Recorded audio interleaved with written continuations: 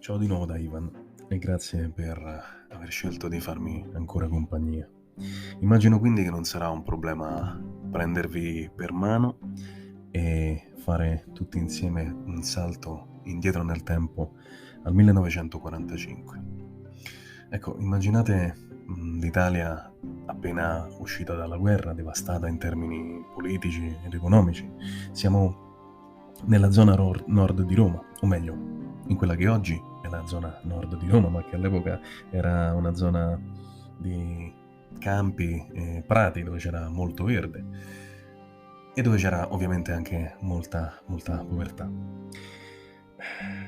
Tra queste case sparse di cui parlavo dobbiamo bussare la porta, per così dire, a casa della nostra prima importante protagonista, che è Maria. Maria è una ragazza di Roma di neanche 30 anni, che fa una vita inusuale per l'epoca, perché ha circa 28 anni, non è sposata, non ha figli, vive ancora con la sua famiglia perché la madre è gravemente malata, non può muoversi dal letto e quindi ha bisogno di assistenza più o meno costante. Poi c'è il fratello maggiore di Maria, Nicola, che è ritornato reduce dalla seconda guerra mondiale, ex prigioniero dei tedeschi, ha subito e visto violenze di cui non parlerà mai più e, a dirla tutta, raramente parlerà ancora in generale. E anche egli non è in grado di seguire se stesso e di sostentarsi da sé. Quindi anche lui ha bisogno di Maria, ma non solo, perché c'è anche in questa famiglia Augusto, che è il fratello più grande, che con Maria si prenderà cura della sua famiglia. Poi vedremo in realtà che dei fratelli Maria, pur essendo la più giovane, è la più responsabile, perché lei, poco lontano da casa, dopo la guerra, ha trovato un lavoro come maschera in un cinema ed è così che sostenta le sue necessità e quelle di tutti gli altri in casa. Lo fa con questo lavoro, lo fa facendo un lavoro di sartoria di tanto in tanto per amici, per quei pochissimi parenti che ha, per il vicinato, mettiamola così. E poi c'è Augusto che lavora saltuariamente come imbianchino, come muratore per alcune imprese edili, ed è anche un artista però, lui dipinge quadri che ho tuttora in casa mia, ma di questo si parlerà poi. Bene, ogni tanto Augusto riesce anche a vendere qualcuno dei suoi quadri e venderli anche a buon prezzo per l'epoca. L'unico difetto, se vogliamo chiamarlo così, è che ogni tanto alza un po' il gomito e va riportato sulla retta via, ecco. Beh, comunque, questa è la famiglia di Maria. Non c'è un padre in questa famiglia, non sappiamo neanche chi fosse esattamente, ma va bene così, hanno sempre vissuto loro quattro, si sono sempre sostenuti a vicenda ed è sempre andato tutto bene così. Semplicemente nessuno dei tre fratelli ha mai avuto la possibilità di avere una compagnia fissa, di sposarsi, hanno fatto le loro scelte ed hanno sempre vissuto benissimo così. La vita andava avanti, si occupavano l'uno dell'altro e nessuno faceva mancare niente all'altra persona. Un giorno però, tornando a casa dal lavoro, Maria viene colpita da un volantino che trova affisso su un muro. È il volantino di un circo, di una fiera, che in quel momento, in quei giorni, si trovava a Roma e era lì per selezionare, per così dire, dei fenomeni da baraccone. E questo fu una sorta di tarlo da subito per Maria, qualcosa che si è insinuato lentamente nei giorni successivi nella sua testa, a cui inizialmente non ha dato peso, ma che poi le ha fatto pensare, l'ha convinta sempre di più che quella avrebbe potuto essere magari una svolta per la sua vita. Sì, perché, okay, Maria aveva tante particolarità per una donna dell'epoca, non ancora sposata, senza figli e ancora viveva in famiglia, ma era alta 1,90 m. Ora, una donna alta 1,90 m sarebbe una bella particolarità anche oggi. Immaginate negli anni '40. Quindi sempre di più questo pensiero si fece avanti nella testa di Maria e un giorno cedette. Invece di andare a lavorare si presentò in questa fiera per cercare di essere selezionata. Era la prima volta che si allontanava così tanto da casa, ma tanta era la voglia di poter cambiare vita e di poter dare anche una vita migliore magari alla famiglia, di poter viaggiare, di poter andare chissà dove, conoscere nuove persone, fare nuove esperienze. E quindi si presentò. Quando arrivò chiaramente non si sarebbe mai aspettata un afflusso tale di persone. C'erano maghi, acrobati, equilibristi, clown, persone abili con le armi, con i coltelli, con i fucili.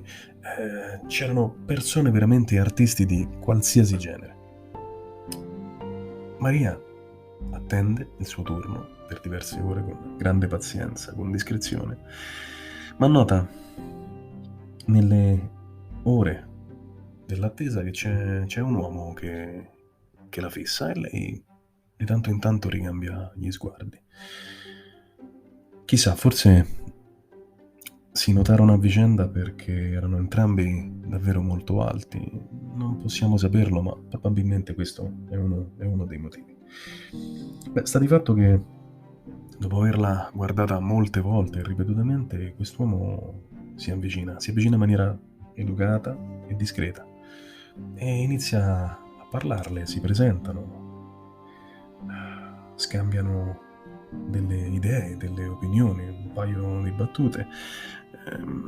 Forse l'uomo aveva già avuto qualche altra esperienza in vita sua, era sicuramente di qualche anno più anziano di lei e più spigliato, anche se in ogni caso introverso.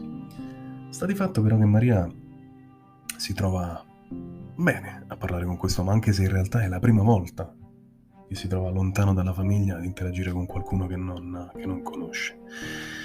E vanno avanti per diverse ore, e quasi così distratti da non ricordare più il motivo per cui si trovano lì.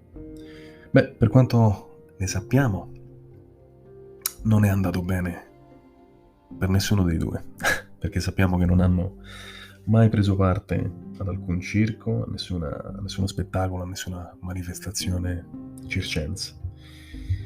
Sappiamo però per certo che i due sono rimasti in contatto per diverso tempo. Si sono visti di nuovo, ripetutamente, si sono evidentemente piaciuti sin dall'inizio. Maria, dopo quell'incontro, torna a casa e cerca di organizzare la sua vita tra le esigenze della famiglia, il lavoro, la spesa, la vita normale, i fratelli, e si organizza in modo tale da riuscire a vedere sempre di più quest'uomo. Ovviamente nessuno della sua famiglia sa di lui. Enrico si chiama questo ragazzo. Nessuno lo sa per diversi mesi, fino a che un giorno Augusto, incuriosito dalla nuova routine, incuriosito ormai da tempo dalla nuova routine di Maria, le pone delle domande. Ha iniziato a capire e la vede strana, diversa, più leggera, forse con la testa un po' tra le nuvole. E a questo punto Maria, anche se con qualche remora, con qualche dubbio, cede all'incalzare di Augusto e decide di raccontargli tutta la storia. In fondo è suo fratello maggiore e anche lui ha diritto di sapere e di proteggerla, soprattutto perché si rende conto che è passato del tempo senza che lui sapesse nulla, senza che Maria condividesse questa nuova relazione unica peraltro, perché non ne aveva mai avute prima. Beh, Augusto insiste per poter conoscere l'uomo che ha fatto innamorare Maria per la prima volta. E dopo diverse discussioni, dopo essersi confrontati, riesce a farselo presentare. Augusto non è felicissimo della situazione, soprattutto perché se ne rende conto in ritardo e capisce che molto è già successo quando lui viene informato di come sono andate le cose. Nonostante questo, però, è comunque sua sorella e per l'epoca loro hanno un ottimo rapporto ed una mentalità abbastanza aperta, quindi Augusto non si opporrà a questo rapporto e quando conosce Enrico, in fondo, il ragazzo gli piace anche. Semplicemente farà le sue raccomandazioni a Maria, le chiederà di fare molta attenzione e di curare prima di tutto se stessa sotto ogni punto di vista, sia quello del cuore che del corpo. Bene, la relazione a questo punto prosegue. Maria sta molto bene, molto felice, continua a lavorare, ad occuparsi della sua famiglia, a ritagliarsi del tempo da passare con Enrico, per mesi, per oltre un anno. Quando poi, improvvisamente, Enrico scompare.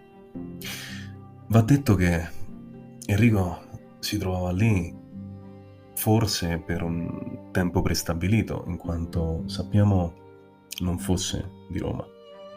Non sappiamo esattamente se si trovasse lì perché già lavorava a Roma e si era trasferito per qualche lavoro e una volta lì approfittò delle selezioni circensi dove conobbe Maria. Va detto che anche Enrico era un personaggio molto particolare per l'epoca perché era alto oltre 2 metri. Ebbene, a questo punto Maria è disperata perché improvvisamente, dal nulla, Enrico è impossibile da reperire in qualsiasi modo, lo cerca dove lo ha sempre incontrato, nella sua zona, nel suo quartiere, nel solito bar dove si incontravano, nei prati dove andavano a passeggiare, a parlare. Nessuno lo ha più visto, nessuno le sa dire più nulla. A questo punto si rivolge a suo fratello Augusto, che inizia ad aiutarla nella ricerca, pur avendolo visto solo una volta, forse 2, ed iniziano a diffondere delle voci, delle descrizioni di quest'uomo alle persone che incontrano, chiedendo se lo abbiano visto da qualche parte, ma non se ne sa nulla. Ecco, Maria è così disperata che si rivolge ai gendarmi, ma nessuno sa più niente. Enrico sembra assolutamente scomparso nel nulla. E proprio in un momento cruciale per Maria, perché era pronta ormai da tempo, da giorni, forse da settimane, a parlare con Enrico di qualcosa di molto importante, perché a questo punto Maria non sa più davvero cosa fare, non sa assolutamente dove mettere le mani. L'unica cosa che avrebbe voluto dirgli con immensa gioia è di aver capito di essere incinta. Ma a questo punto si prospetta l'ovvia ipotesi di portare avanti la gravidanza in totale solitudine.